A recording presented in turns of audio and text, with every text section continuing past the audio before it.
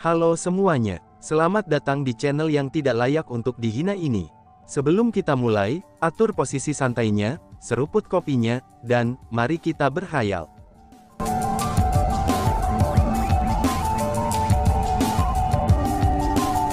Melanjutkan cerita sebelumnya, Chu Feng, siapakah orang yang telah membantu kita sebelumnya?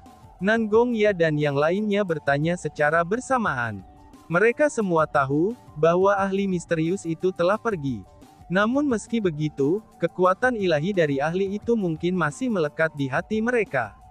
Itu adalah senior yang kukenal. Namun sayangnya, dia tidak ingin mengungkapkan identitasnya kepada orang lain. Jadi, aku khawatir aku tidak bisa memberitahu siapapun dia. Maafkan aku, jawab Chu Feng yang menjelaskan sambil tersenyum. Dia tahu betul bahwa Immortal Refinement Weaponry tidak mengungkapkan dirinya, karena dia malah diam-diam mengirim transmisi suara kepadanya. Kami mengerti hal ini. Para ahli semuanya memang seperti ini. Hahaha, ucap Nan Gongya dan tertawa dengan bijaksana. Terlepas dari siapakah orang itu, dia sangatlah kuat. Karena di depannya, Evil Tai saja tidak mampu menahan satu pukulan pun. Paling tidak, dia harus menjadi kaisar bela diri peringkat 2. Kata Nan Gong Baihe. Aku khawatir bukan itu masalahnya. Dari cara aku melihatnya, ia harus setidaknya menjadi kaisar marsial peringkat 3, kata Nan Gongya. Apa? Peringkat 3 kaisar marsial? Bukankah itu berarti bahwa dia sekuat ketua klan Lord? Seru Baihe. Mendengar apa yang dikatakan Nan Gongya, Nan Gong Baihe membuka mulutnya lebar-lebar, dan keterkejutan yang tak tertandingi bersinar melalui mata indahnya. Aku telah melihat serangan Lord Clan Chief sebelumnya. Jadi, aku tahu betapa kuatnya dia. Aura yang diungkapkan oleh ahli sebelumnya, itu sama sekali tidak lebih lemah dari Lord Clan Chief. Dengan demikian, kultivasinya sudah jelas tidak kalah dengan Lord Clan Chief, kata Nan Gongya. Tidak kalah dengan ketua klan Lord, dia sebenarnya sekuat itu. Seru Baihe.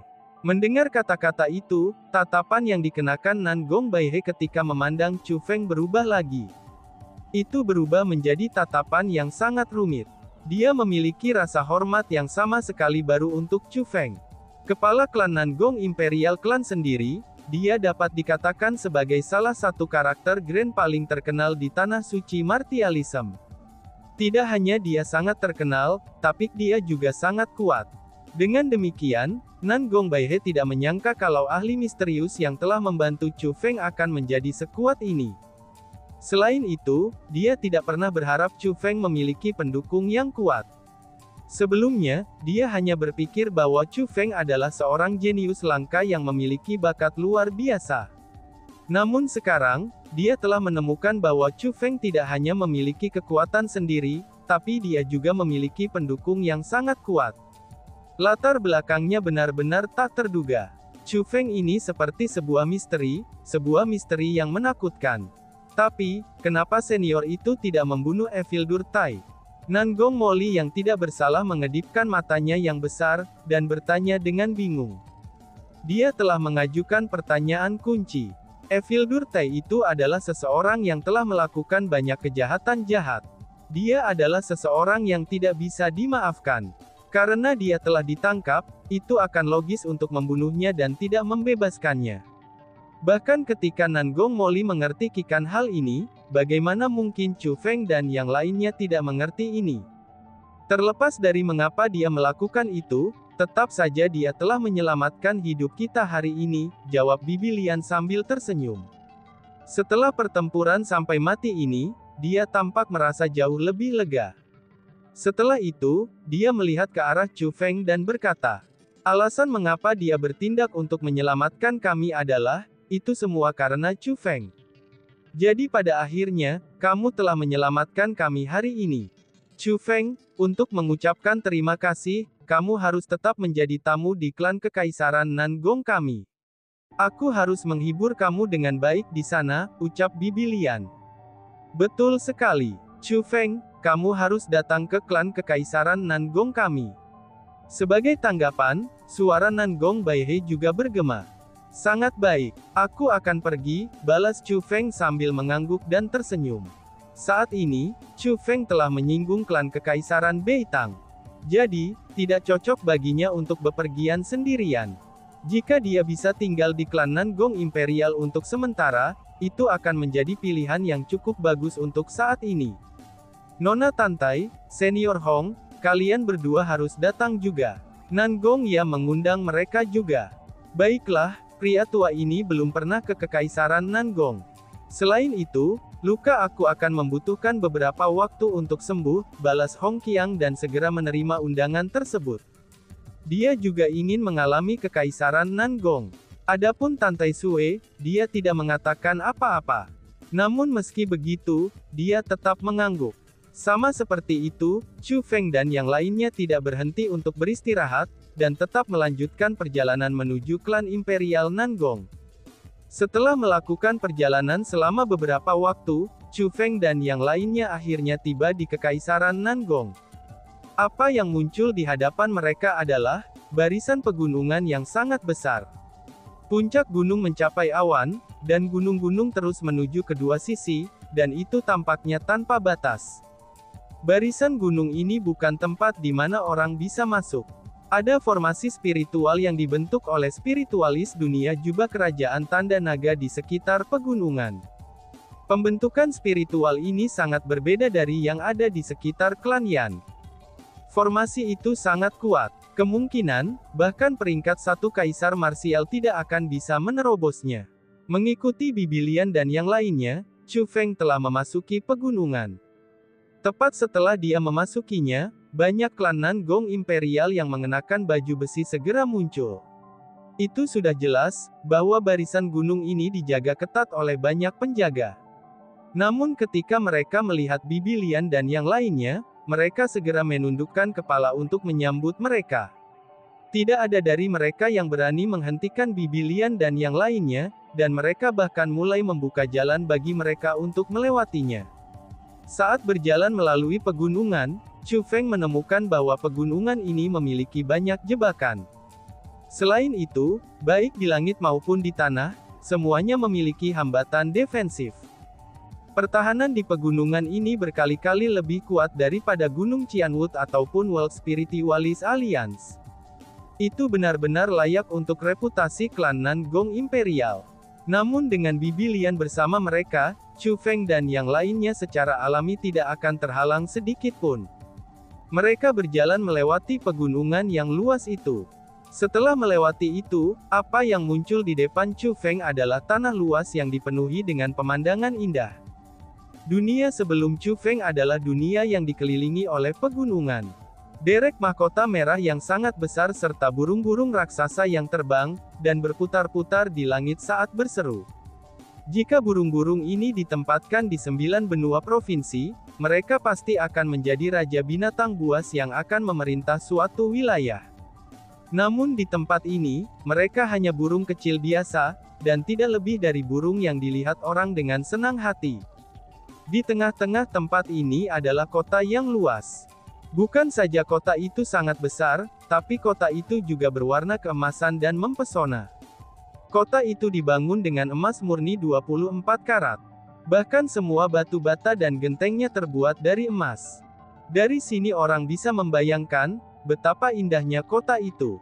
Itu sudah jelas, kalau kota itu adalah tempat di mana klan Kekaisaran Nangong tinggal. Setelah mendekati kota, Chu Feng menemukan bahwa ada pembentukan formasi spiritual di sekitarnya. Selanjutnya, pembentukan formasi spiritual itu bukanlah formasi pertahanan biasa. Justru sebaliknya, itu adalah formasi pembantaian yang sangat kuat. Adapun pembentukan formasi spiritual ini, itu tidak mengharuskan para spiritualis dunia untuk mengaktifkannya. Pengguna bela diri biasa juga mampu mengaktifkannya. Pembentukan formasi spiritual ini berkali-kali lebih kuat daripada pembentukan formasi spiritual di sekitar pegunungan. Pada saat ini, apa yang paling dirasakan Chu Feng dan yang lainnya adalah tekanan. Klan Kekaisaran Nangong ini mengeluarkan banyak sekali penindasan. Penindasan semacam ini bukan hanya karena formasi spiritual kuat klan Nangong Imperial, tapi pertahanan yang kaku itu menjaga tempat ini beserta bangunan yang luas dan indah. Namun yang paling utama adalah, itu karena orang-orang masing-masing dan setiap orang dari klan Kekaisaran Nangong memancarkan kesombongan. Di tempat ini, suasana arogansi mereka diperbesar dengan jumlah yang tidak terbatas. Karena bagaimanapun, ini adalah wilayah mereka. Mungkin orang-orang dari Kekaisaran Nangong Imperial tidak dapat merasakan suasana kesombongan seperti ini. Lagi pula mereka semua tumbuh di sini, dan tidak diragukan lagi sudah terbiasa dengan hal itu. Namun bagi orang luar, mereka mampu merasakan udara kesombongan dari tempat ini. Mereka segera tahu, bahwa ini bukan tempat di mana orang biasa dapat mendekati. Pada saat ini, jidat Hong Qiang dan Tantai Sue berkerut. Itu terbukti, mereka tidak terbiasa dengan suasana tempat ini. Tapi untungnya, Bibi Lian dan yang lainnya sangat ramah pada Chu Feng dan yang lainnya. Mereka memperlakukan mereka sebagai tamu terhormat. Ini menyebabkan sensasi menindas yang mereka rasakan sangat berkurang. Namun bahkan dengan ini yang menjadi masalah, setelah Hong Qiang berhasil meningkatkan kesehatannya, ia segera pergi untuk mencari Chu Feng dan berkata bahwa ia harus pergi. Ini sebenarnya hanya 1 hari setelah mereka tiba di Kekaisaran Nangong. Senior Hong Qiang, apakah kamu benar-benar ingin pergi? Di mana kamu berencana untuk pergi? Tanya Chu Feng. Chu Feng sebenarnya enggan berpisah, itu ketika mendengar bahwa Hong Qiang ingin pergi. Di Overlord Domain, tidak banyak orang yang dia kenal. Selain itu, Hong Qiang telah melindunginya dalam seluruh perjalanan ini. Dengan demikian, Chu Feng sudah memiliki perasaan yang sangat dalam padanya. Bagi Chu Feng, Hong Qiang mirip dengan kerabatnya. Sekarang kerabatnya ingin pergi, dan ia secara alami sangat enggan untuk berpisah. Meskipun aku bukan seseorang dengan bakat luar biasa, tapi aku masih menganggap diriku sebagai individu yang cukup berbakat. Aku telah menjadi setengah kaisar marsial peringkat 9 selama bertahun-tahun. Namun sayangnya, aku masih belum berhasil merasakan kesempatan untuk menerobos ke kaisar bela diri. Ini benar-benar tak terhindarkan, dan bahkan membuat aku merasa agak kecil hati. Namun dalam beberapa hari terakhir ini, aku telah samar-samar merasakan kesempatan untuk menerobos. Karena itulah, aku ingin menemukan tempat untuk mengikuti pelatihan tertutup dan berusaha untuk menerobos. Adapun kemana tepatnya aku berencana untuk pergi, aku sendiri masih belum tahu, kata Hong Qiang. Itu adalah masalah kebahagiaan. Senior, selamat. Chu Feng segera memberi selamat Hong Qiang. Martial Emperor, ini bukan ranah yang bisa dijangkau siapa saja. Meskipun Martial Emperor dan Half Martial Emperor hanya berbeda dalam satu kata, tapi mereka berdua benar-benar berbeda. Di Tanah Suci Martialism, ada banyak orang yang berhasil mencapai ranah Half Martial Emperor. Namun bagi banyak dari mereka, bahkan setelah pelatihan selama ribuan tahun, bahkan ketika mereka meninggal, mereka masih tidak akan dapat merasakan kesempatan untuk menerobos ke ranah Martial Emperor. Bisa dikatakan seperti ini. Sementara puncak Half Martial Emperor hanya 1 langkah dari Martial Emperor, langkah ini akan memungkinkan seseorang untuk menjadi immortal jika mereka dapat melewatinya. Namun jika seseorang tidak dapat melewatinya, ia akan tetap menjadi manusia. Bagi Hong Qiang untuk dapat merasakan kesempatan ini untuk menerobos, itu adalah prestasi yang sangat luar biasa. Tidak hanya ini kesempatan yang diberikan oleh surga, tapi yang paling penting itu adalah karena bakat luar biasa Hong Qiang. Jangan memberi selamat padaku dengan cepat. Masih sulit untuk mengatakan apakah aku akan dapat menerobos atau tidak, balas Hong Qiang sambil tersenyum. Namun, itu bisa dilihat bahwa dia sangat bahagia. Lagi pula, Kaisar Bela Diri adalah ranah yang mendambakan banyak orang. Persis seperti itu, Hong Qiang pun pergi. Chu Feng, Tantai Sue, Bibi Lian, dan yang lainnya semua datang menemuinya. Sebelum Hong Qiang pergi, ia mengirim transmisi suara rahasia kepada Chu Feng. Klan Nangong Imperial bukan tempat yang bebas dari kekhawatiran. Jika memungkinkan, kamu juga tidak boleh tinggal di sini terlalu lama, ucap Hong Qiang. Chu Feng secara alami tahu arti di balik kata-kata Hong Qiang. Terlepas dari betapa ramahnya Bibi Lian, Nangong Ya dan yang lainnya terhadap Chu Feng dan Tantai Sue, Terlepas dari betapa ramahnya mereka terhadap mereka, tuan muda dan anak muda yang merindukan semua kekuatan, dan bahkan para penjaga tidak menyukai mereka. Mereka semua memiliki semacam penghinaan, dan bahkan permusuhan terhadap orang luar. Dengan begitu, Chu Feng tidak akan tinggal di sini terlalu lama. Hanya saja, itu masih belum waktunya bagi dirinya untuk pergi. Chu Feng membutuhkan tempat di mana dia bisa dengan cermat, untuk mempelajari cara menggunakan formasi pemecah segel roh dunia dan formasi penjilidan roh jahat lebih sempurna, sehingga akan ada peluang sukses yang lebih tinggi. Namun apa yang perlu dilakukan Chu Feng pertama-tama adalah, yaitu untuk membuka segel keanehan alam yang telah Bibi Lian dapatkan dari Evil Durtai, dan menang untuknya dalam lelang hukum surgawi. Keanehan alam itu disegel oleh pembentukan formasi spiritual. Namun dengan kemampuan Chu Feng saat ini, maka tidak akan sulit baginya untuk membatalkan segel. Chu Feng sudah menyiapkan pembentukan spiritual, dan kemudian menempatkannya ke alam yang ganjil itu. Setelah itu, dia mengembalikan keanehan alam ke dalam kosmos saknya, dan tidak menghiraukannya lebih jauh. Alasan untuk itu adalah, karena Chu Feng yakin bahwa ia akan dapat melepaskan segel pada keanehan alam dalam waktu 1 hari. Dengan kata lain, setelah 1 hari, Chu Feng akan bisa mengambil keanehan alam itu dari kosmos saknya, dan memperbaikinya secara langsung. Lil Sui, apa yang membawamu ke sini? Tanya Chu Feng. Tiba-tiba saja Chu Feng membuka pintu ke kamarnya, dan melemparkan pandangannya keluar. Pada saat ini, Tan Tai Sui telah tiba di kediamannya. Selanjutnya, dia berjalan ke arahnya. Aku datang untuk mengucapkan selamat tinggal kepadamu, kata Tan Tai Sui. Apakah kamu juga akan pergi? Tanya Chu Feng. Mendengar kata-kata itu, hati Chu Feng bergerak sedikit saat dia menebak niatnya. Mereka baru saja melihat Hong Qiang pergi bersama belum lama ini. Jika Tan Tai Sui pergi sekarang, dia bisa pergi dengan Hong Qiang lebih awal. Jadi, mengapa dia tiba-tiba menyatakan bahwa dia ingin pergi setelah hanya melihat Hong Qiang pergi? Mungkinkah sesuatu telah terjadi? Tan Tai Sui mengangguk. Setelah dia berjalan ke kamar Chu Feng, dia pertama kali menutup pintu ke kamarnya, dan kemudian mengatur pembentukan roh di sekitarnya. Baru kemudian dia berkata kepadanya, "Aku datang ke sini terlebih dahulu untuk mengucapkan selamat tinggal kepadamu. Dan yang kedua, aku memiliki masalah yang perlu meminta bantuan kamu," jawab Tan Tai Sui. "Apa itu?" tanya Chu Feng. "Bisakah kamu membuka ini untukku?" jawab Tan Tai Sui. Tan Tai Sui mengeluarkan belati dari kosmos saknya. Belati ini adalah belati yang ditinggalkan ayah angkatnya untuknya, yang merupakan harta karun keluarga Tan Tai, yaitu belati Code Snow yang berisi aura era kuno. Belati Code Snow ini mengandung rahasia besar, yaitu rahasia yang tidak ada yang tahu. Ini adalah keinginan lama dari keluarga Tan Tai untuk membuka belati ini. Ini juga merupakan keinginan utama ayah angkat aku. Dan sekarang, itu juga keinginan aku yang sangat aku hargai. Tapi sayangnya, kemampuan aku sangatlah terbatas. Aku tidak dapat membukanya. Aku tidak dapat membukanya sekarang, dan kemungkinan tidak dapat membukanya di masa depan.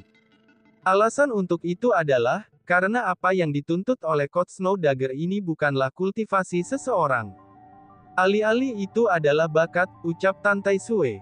Saat Tan Tai Sui berbicara, dia menyerahkan Code Snow Dagger kepada Chu Feng. Baiklah, aku akan mencobanya, balas Chu Feng. Chu Feng tentu saja tidak akan menolaknya. Dia menerima belati Code Snow dari Tan Tai Sui. Tepat setelah Code Snow Dagger memasuki tangannya, Chu Feng merasakan kedinginan, serta aura yang tanpa batas. Chu Feng sudah menyadari bahwa Code Snow Dagger ini bukan harta biasa. Dan kemungkinannya itu harus menjadi sebuah senjata. Namun, itu adalah senjata yang bahkan Tan Tai Sui sendiri tidak bisa membukanya. Jadi, itu kemungkinan bukan senjata biasa. Chu Feng dengan kuat memegang belati tersebut, dan kemudian adalah sarungnya, dan secara perlahan mengerahkan kekuatan untuk memisahkan mereka. Dentang, belati Code Snow itu ditarik keluar sebagian dari sarungnya. Pada saat belati Code Snow ditarik keluar, ledakan kedinginan melanda. Rasa dingin itu sangat dingin. Pada saat ini, Chu Feng bisa merasakan kekuatan menarik yang sangat besar dari Coach Snow Dagger. Kekuatan itu mencoba untuk bergabung bersama dengan sarungnya lagi. Belati itu menentang tarikan Chu Feng. Namun meski begitu, Chu Feng masih bisa terus menarik. Meskipun kecepatannya sangat lambat, tapi dia masih menarik belati itu keluar.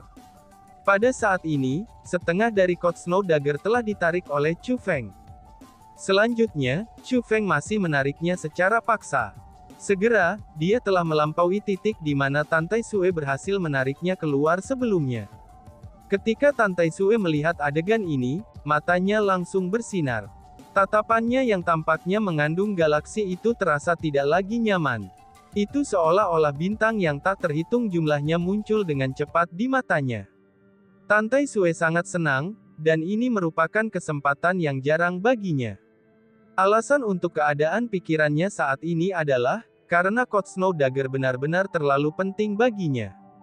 Jika Chu Feng membukanya, tidak hanya dia akan dapat mencapai keinginannya yang dirindukannya, tapi dia juga akan dapat mencapai keinginan yang disayangi oleh ayah angkatnya.